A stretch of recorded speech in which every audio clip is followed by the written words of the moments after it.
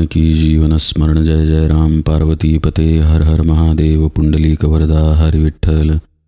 श्री अनंत कोटी ब्रह्मांड नायक राजाधिराज सच्चिदानंद सद्गुरु श्री ब्रह्म चैतन्य महाराज की जय। श्री महाराजांच्या सेवेमध्ये दासबोधाची उजळणी पाहत असताना ब्रह्मनिरूपण समासामधली प्रसिद्ध ओवी आली. साधू दिसती वेगळाले परी ते स्वरूपी मिळाले. अवघे मिळवून एकची झाले देहातीत वस्तू.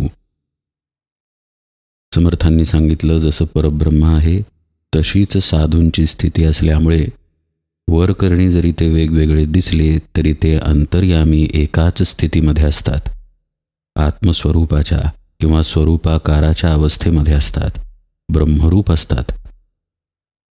ही समर्थांची ओवी अत्यंत महत्त्वाची आहे. अनेक गोष्टींचा उलगडा समर्थांनी या ओवीमध्ये केलेला आहे. एक आहे मूळ परब्रह्मस्थिती आणि दुसरी आहे माया, जी आपल्याला आपल्या इंद्रियांनी भासमान होते. शब्द लक्षपूर्वक ऐका बरं का. इंद्रियांनी भासमान होते याचा अर्थ इंद्रियांचा संबंध नसेल तर आपण मायेचा अनुभव घेऊ शकत नाही. पण परब्रह्मस्थिती जी आहे ती इंद्रियांशिवाय अनुभवाशिवाय स्वतंत्र आणि स्वयंपूर्ण अशी आहे.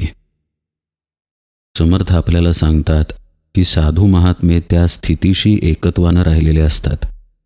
त्यामुळे समर्थांनी या स्थितीचं वर्णन तर केलंच आहे, साधूंचं वर्णनही त्या अंगानं केलंच आहे. शिवाय आपल्याला ते सांगतात की बहिर्रंगाकडं आपण लक्ष देऊन उपयोग नाही.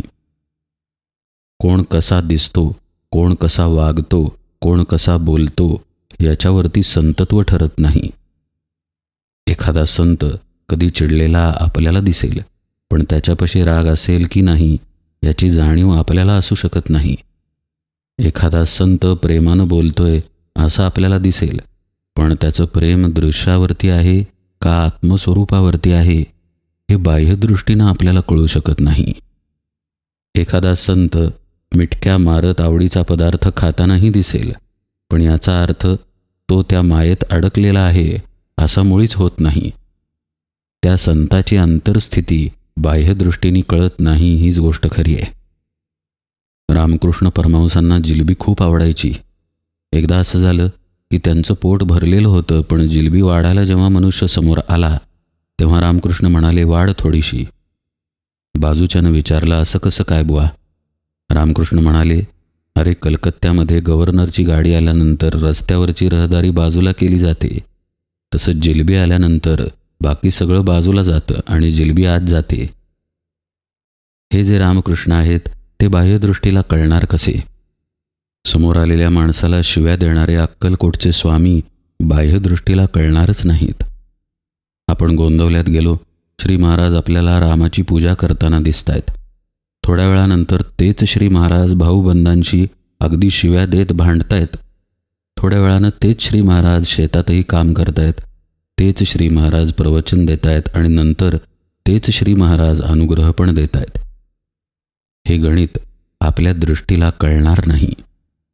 म्हणून समर्थांनी सांगितलेलं आहे की ते जरी कसेही दिसले तरी ते स्वरूपाच्या ठिकाणी एकाच अवस्थेमध्ये असतात. ही गोष्ट महत्त्वाची आहे. समर्थांना या ओवीमधून कोणकोणत्या सूक्ष्म गोष्टी सांगायच्या आहेत त्या आपण जरा पाहूया. समर्थांना म्हणायचं आहे की स्वरूपस्थिती ही सर्वत्र एकत्वानं दाटलेली आहे. तत्वतः गुरु शिष्य वेगवेगळे नाहीतच. अलीकडंच ओवी येऊन गेली आहे पहा, गुरु शिष्या एकची पद तेथे नाही भेदाभेद. पण असं असूनही आपल्यामध्ये भेद आपल्याला वाटत असतो, कारण जो झोपलेला आहे त्याला स्वप्न पडत असतं. म्हणून जे आत्म्याच्या अखंड जागृतावस्थेमध्ये असतात ते संत असतात. त्यामुळं आपण आपल्या अवस्थेतून संतांना जर पाहायला गेलो तर तिथे आपली फसगत होते. त्यामुळे ही गोष्ट कधीही करायला जाऊ नये. संतांना जर पाहायचं असेल तर त्या स्थितीमध्ये पाहायला शिकावं. याचा अगदी सोपा अर्थ म्हणजे श्री महाराजांना पाहायचं असेल ना तर ते नामात पाहण्याचा अभ्यास करावा. हे श्री महाराज देहात असतानाही खरं आहे आणि देह ठेवल्यानंतर आज मितीलाही खरंच आहे. अन्य कुठेही मला पाहू नका असं श्री महाराजच स्वतः सांगतात. हे समजून घेणं आवश्यक आहे. आपण श्री महाराजांना वेगवेगळ्या गोष्टीत पाहतो खरं, पण तो भावाचा अभ्यास झाला. खरी श्री महाराजांची जी जागा आहे ती स्वरूपाच्या ठिकाणीच आहे. म्हणजे भगवंताचं नाम जे आपण आत्मभावानं घेणार त्या शांतीमध्येच श्री महाराज आहेत. जनाबाई तर एका अभंगामध्ये म्हणतात की दशमद्वारी गुरूंचं स्थान असतं आणि हे दशमद्वार म्हणजे आपल्या देहातील ब्रह्मरंध्र स्थान आहे, जे सहस्रदळ स्थानाच्या जरासं आधी म्हणजे चिकटलेलं खालच्या बाजूचं स्थान आहे. तिथे सद्गुरूंचं स्थान आहे असं जनाबाई अभंगात सांगतात. अर्थात हा त्याचा आतील अर्थ झाला. यातून जनाबाईंना काय किंवा या ओळीतून समर्थांना काय एकच गोष्ट सांगायची आहे की आत्मस्वरूपाचं ठिकाण सोडल्यास आपले सद्गुरू अन्य कुठेही असत नाहीत, तिथेच असतात आणि ते तिथून सर्व व्यापकत्वानं नटलेले असतात. म्हणजे जो श्री महाराजांचा सत्शिष्य आहे, जो श्री महाराजांचा भक्त आहे, त्याच्या दृष्टीनं श्री महाराज सर्वत्र दाटून आहेत. आता एखादी अशी व्यक्ती असेल ज्याला भारताबद्दल काहीच कल्पना नाही, गोंदवलेकर महाराजांचं नावही त्यानं ऐकलं नाही, तो दुसऱ्या कुणाला तरी सद्गुरू मानतो, तर त्याच्या दृष्टीनं त्याचे सद्गुरू सर्वत्र व्यापून आहेत. म्हणजे सद्गुरूंचं सर्व व्यापकत्व हे तत्वरूपानं आहे. पण त्या तत्वाची अनुभूती जर आपल्या आत आपण घेतली नाही तर आपण त्यांना बाहेर शोधत जाणं हा केवळ शीण आहे. म्हणून साधकाचं पहिलं कर्तव्य हे आहे की सद्गुरूंनी जी साधना दिलेली आहे ती नित्य नियमानं करणं. त्या साधनेमध्ये गुरुकृपेची किल्ली बसलेली आहे. आठवून पहा, श्रोत्यानं समर्थांना प्रश्न केलेला होता तरी ते किल्ली कवणं मज करावी निरूपण. म्हणजे ज्यामुळं परब्रह्मस्थिती गाठता येते ती किल्ली, त्या खजिन्याची किल्ली कुठली आहे? त्याच्यावरती समर्थांनी उत्तर दिलेलं की गुरुकृपा हीच ती किल्ली आहे. पण ही गुरुकृपा साधना केल्याशिवाय प्राप्त होत नसल्यामुळं खरी किल्लीची जी जागा आहे ती साधनेपाशी आहे. म्हणजे साधना केली तर गुरुकृपारूपी किल्ली मिळणार आहे. याचा अर्थ स्पष्ट आहे की जो साधनेत राहील तो त्याच्या आत असलेल्या स्वरूपापर्यंत पोहोचेल. जो स्वरूपापर्यंत पोहोचेल त्याला सद्गुरूंची खरी भेट होईल आणि तीही साधनेमध्ये. आणि अशी झालेली भेट त्याला हे शिकवेल की तेच सद्गुरू सर्वत्र व्यापून आहेत. पुष्कळ वेळेला आपण काय करतो, अनेक महात्म्यांना शरण जाण्याचा प्रयत्न करतो. सकाळ झाली की गजानन महाराजांची पोथी वाचली, दुपार झाली की अक्कलकोट स्वामींचा जप केला, संध्याकाळ झाली की गोंदवलेकर महाराजांची पोथी वाचली, मध्ये वेळ मिळाला की साईबाबांचं थोडं वाचलं, आणखी वेळ मिळाला तर आणखी कुठल्या महात्म्याचं वाचलं. असं आपण करतो आणि तर्क सांगतो की समर्थ म्हणतात साधू दिसती वेगळाले परी ते स्वरूपी मिळाले. असा तर्क देण्यासाठी ही ओवी समर्थांनी सांगितलेली नाही. आपण या विषयाकडं पण अगदी सूक्ष्मतेनं पाहूया. कोणत्याही महात्म्याला कमी लेखण्याचा इथे प्रयत्न नाही, पण जे तत्वज्ञान आहे ते नीट आपण समजून घेऊया. जर आपण नदीकाठी उभे आहोत आणि आपल्याला पलीकडच्या काठावर जायचं आहे तर आपल्यापाशी कोणकोणते पर्याय आहेत? आपल्याला एकतर पोहता आलं पाहिजे, किंवा पाणी इतकं कमी पाहिजे की त्यातून आपण चालत पलीकडे गेलो पाहिजे, किंवा आपल्याजवळ होडीची व्यवस्था पाहिजे, होडी चालवणारा कुणी पाहिजे, किंवा आपल्याला होडी चालवता आली पाहिजे. या सगळ्या पर्यायांचा विचार आपल्याला पलीकडे जाण्यासाठी करावा लागतो. पण असं पहा, आपण जर पाणीच झालो तर आपल्याला पलीकडच्या काठावर जाण्यासाठी काय वापरावं लागेल? काहीच नाही. काठाचं महत्त्व जोपर्यंत आपण पाणी झालो नाही तोपर्यंत आहे. पाण्याला केवळ पाणीपणच आहे. कडेचं पाणी काय, मधलं पाणी काय, किंवा बाजूचं पाणी काय, पाणी हे पाणीपणानं व्यापून आहे.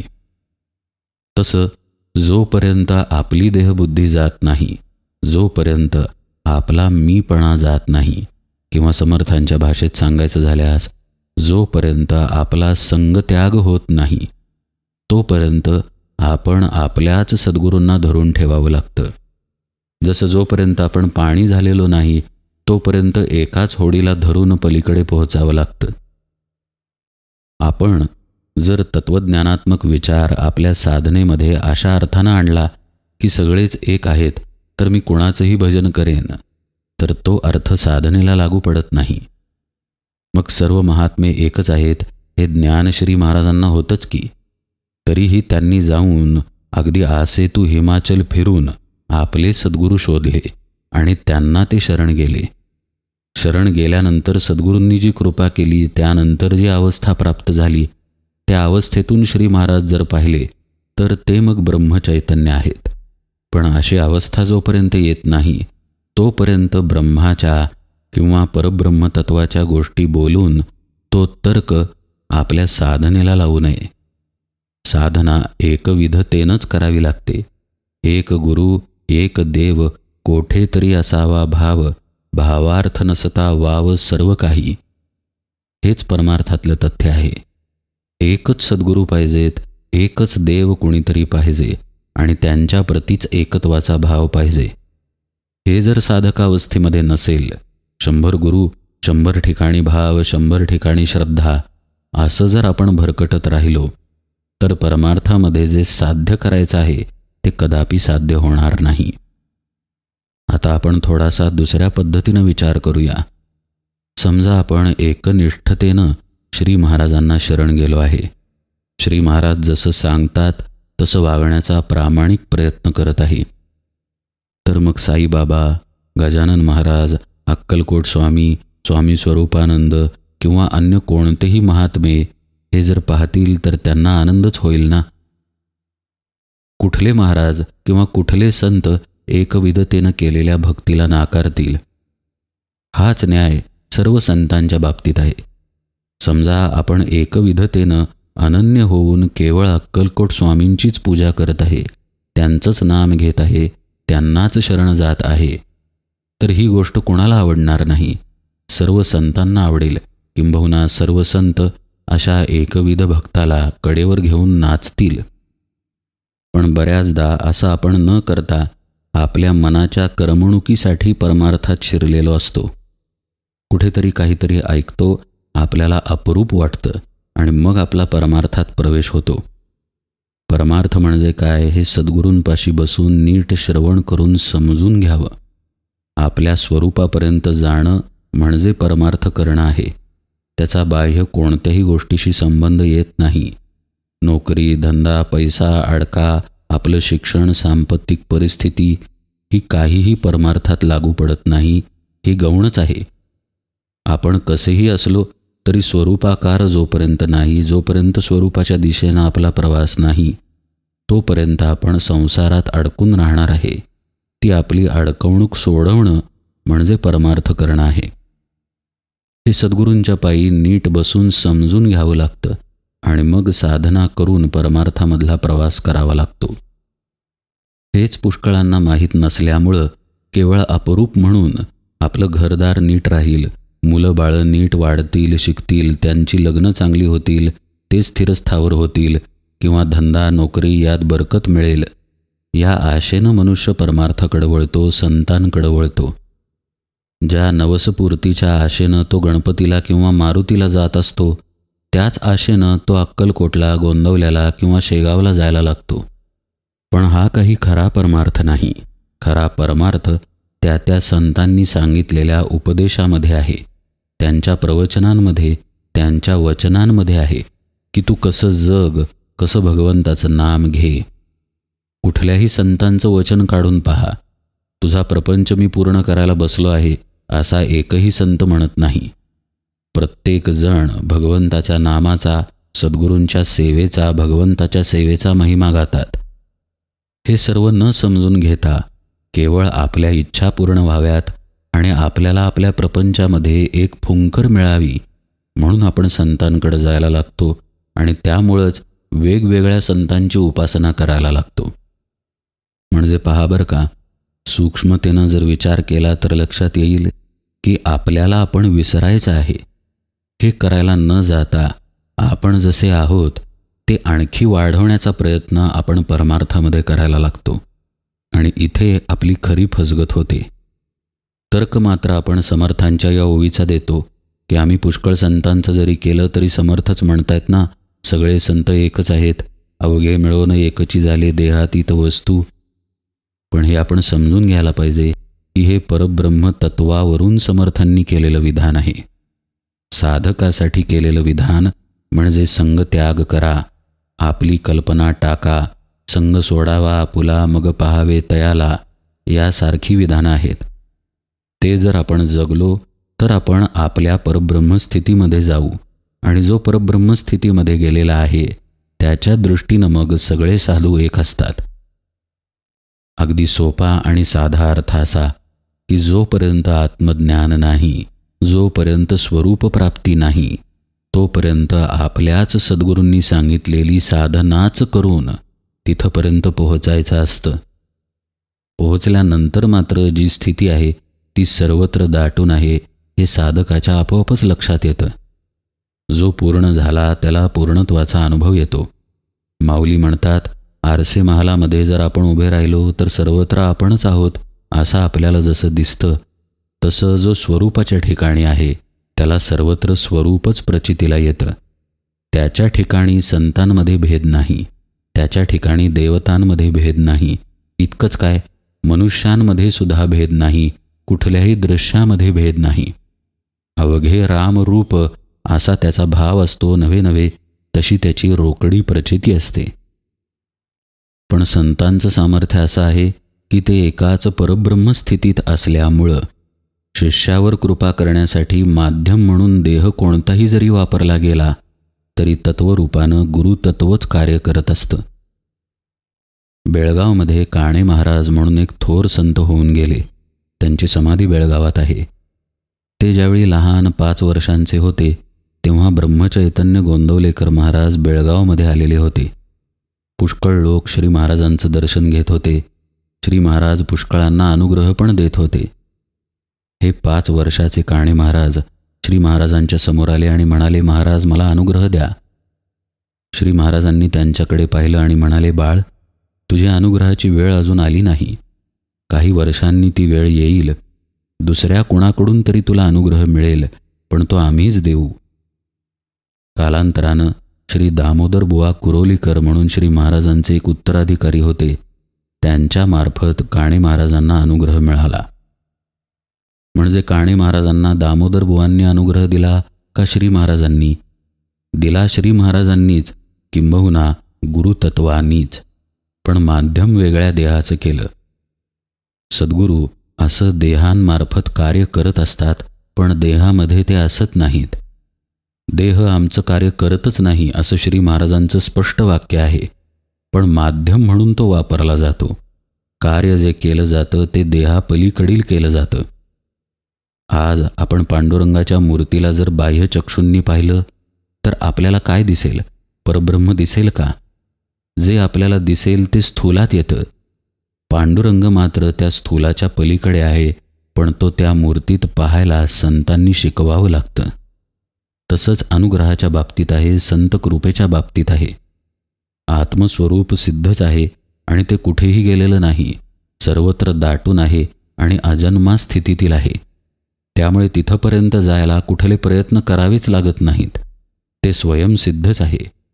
तरीही आपण देहबुद्धीमध्ये अडकल्यामुळं सद्गुरू आपल्याला शिकवतात की ती देहबुद्धी बाजूला कशी टाकायची, आणि ते शिकवण्यासाठी देहाचं माध्यम घेऊन ते आपल्या समोर येतात. मग कुणाला ते तुकामाई म्हणून दिसतील, तर कुणाला ते समर्थ रामदास म्हणून दिसतील, कुणाला ते ब्रह्मचैतन्य बुवा दिसतील, कुणाला अक्कलकोटचे स्वामी दिसतील, तर कुणाला आणखी कुणी. बाह्यदृष्टीला कुणाला काहीही दिसलं तरी तत्वरूपानं एक सद्गुरू तत्वच कार्य करत असतं. ही तथ्यता समर्थ या ओळीमधून सांगतायत. त्यामुळे ते म्हणतात की तुम्ही बाह्यांगानं संतांची परीक्षा करून बाह्यांगानं त्यांना पाहायला जाऊ नका, बाह्यदृष्टीनं त्यांना पारखू नका. ते जरी वेगवेगळे दिसले तरी अंतर्यामी एकाच स्थितीमध्ये असतात. त्या स्थितीमध्ये म्हणजे आत्मस्थितीमध्ये जाण्यासाठी तुमच्या सद्गुरूंकडून तुम्ही शिका, तुमच्या सद्गुरूंकडून तुम्ही ती प्राप्त करून घ्या आणि मग त्या अवस्थेमध्ये स्वतः शिरा. तुकाराम महाराज म्हणत नाहीत का, गोविंद गोविंद मना लागलिया छंद, आणि शेवटी म्हणतात, तुका म्हणे आळी जीवे नुरेची वेगळी. आता वेगळा मी उरलोच नाही. या स्थितीमध्येच प्रत्येकाला नेण्यासाठी श्री महाराज आहेत. किंवा ते सद्गुरू आहेत. ती स्थिती प्राप्त करून घ्यावी आणि देहातीत जी वस्तू आहे म्हणजे परब्रह्म जे आहे त्याच्याशी एकरूप होऊन साधू ज्या स्थितीमध्ये आहेत त्या स्थितीमध्येच आपण शिरावं. संत दुसरं काय करतात हेच तर करण्यासाठी आलेले असतात. आपणासारखे करीती तत्काळ नाही काळ वेळ तया लागी असं त्यांचं कार्य असतं. शिष्यानं साधन मार्गावरती अनन्यतेनं राहून सद्गुरूंना सहाय्य करायचं असतं. साधना पूर्ण होण्याच्या आधीच जर तो भरकटायला लागला किंवा मगाशी पाहिलं त्याप्रमाणे एकविधतेनं त्यानं जर साधना केली नाही, केवळ आपल्या प्रपंचासाठी, आपल्या इच्छांसाठी, आपल्या स्वार्थासाठी तो जर संतांकडे जात राहिला तर संतांना जे द्यायचं आहे ते त्याला कदापि मिळणार नाही. असं हे परब्रह्म, ही परब्रह्मस्थिती, असं हे साधुत्व, असं हे गुरुतत्व आणि असा हा सद्गुरू आणि सत्शिष्याचा असलेला संबंध. साधना आणि साधनेतील अनन्यता, नियमितता आपल्याला कशी आपल्या स्वरूपापर्यंत घेऊन जाते आणि तिथेच खरी सद्गुरू भेट कशी असते, हा सगळा विषय समर्थांनी या एका ओळीमधून सांगितला. तो आपण नीट समजून घेण्याचा प्रयत्न करावा आणि मग पुढच्या ब्रह्मनिरूपणाकडे पाहावं. पुढं मग समर्थ ब्रह्माबद्दल सांगतातच. ब्रह्म नाही नवे जुने, ब्रह्म नाही आदिक उणे, उणे भाविल ते सुणे देहबुद्धीचे, देहबुद्धीचा संशयो करी समाधानाचा क्षयो, चुके समाधान समयो देहबुद्धी योगे. ते परिपूर्णच आहे, त्यात कोणतीही अपूर्णता नाही, त्यात काहीही कमी अधिकपणा नाही. ज्यामुळं आपल्याला कमी अधिकपणा जाणवतो, ज्यामुळं आपल्याला अनुभव येतो, ज्यामुळं आपल्याला काहीतरी वाटतं, समज होतात, असं वाटतं की कळलं, हे सगळं देहबुद्धीमुळं घडतं. समर्थांनी देहबुद्धीचा कुत्रा अशी उपमा वापरलेली आहे. आपल्या देहबुद्धीत जोपर्यंत आपण आहे तोपर्यंत ब्रह्म कळू शकत नाही, हेच समर्थांना ठसवायचं आहे. देहबुद्धीचा संशयो करी समाधानाचा क्षयो. जिथं देहबुद्धी नाही तिथेच खऱ्या अर्थानं समाधान आहे. नीट विचार करून पहा. जेव्हा दिवसभरात आपण अशा अवस्थेमध्ये असतो जेव्हा कोणताही विचार नाही, कोणत्याही अपेक्षा नाहीत, कोणतीही इच्छा नाही, त्याच वेळी खरी आपली समाधानाची स्थिती असते. ज्या ज्या वेळी आपण इच्छेमध्ये जातो किंवा ज्या ज्या वेळी आपण कोणत्या तरी वासनेमध्ये जातो त्या त्यावेळी समाधान भंग पावतं. म्हणजे समाधान बाहेर नाही, आपल्याच पाशी आहे, पण तिथंपर्यंत पोहोचण्यासाठी देहबुद्धीचा संशय टाकावा लागेल. हे सगळं काही सद्गुरूंकडून शिकून घ्यावं आणि तेही अनन्यतेनं. अनन्य हा शब्द अत्यंत महत्त्वाचा आहे. अन्य ज्याला असत नाही ते अनन्य. म्हणजे झोपेतून उठवलं तरी ब्रह्मानंद महाराज श्री महाराजांनाच पाहतील. इतकंच काय, प्रत्यक्ष परमात्मा जरी समोर प्रगट झाला तरी ब्रह्मानंद महाराज म्हणतील की तू बाजूला हो, मला श्री महाराजांची पूजा करू दे. अशी अनन्यता जर परमार्थामध्ये असेल तर गुरुकृपेनं निश्चितपणे साधक आत्मस्थितीपर्यंत जातो आणि ती आत्मस्थिती आणि परब्रह्मस्थिती वेगळी नाही. तिथे देहबुद्धीचा संशय नाही, तिथे कोणतीही अपूर्णता नाही. जर अपूर्णता येत असेल तर ती देहबुद्धीतूनच येते. देहाचे जे थोरपण तेची देहबुद्धीचे लक्षण, मिथ्या जाणून विचक्षण निंदिती देही, असं म्हणून समर्थांनी हा विषय पुढे नेलेला आहे. आपण तो सर्व भाग उजळणीमध्ये यथावकाश पाहूया. आज निरूपण सेवेला इथेच विराम देतो. जानकी जीवन स्मरण. जय जय राम.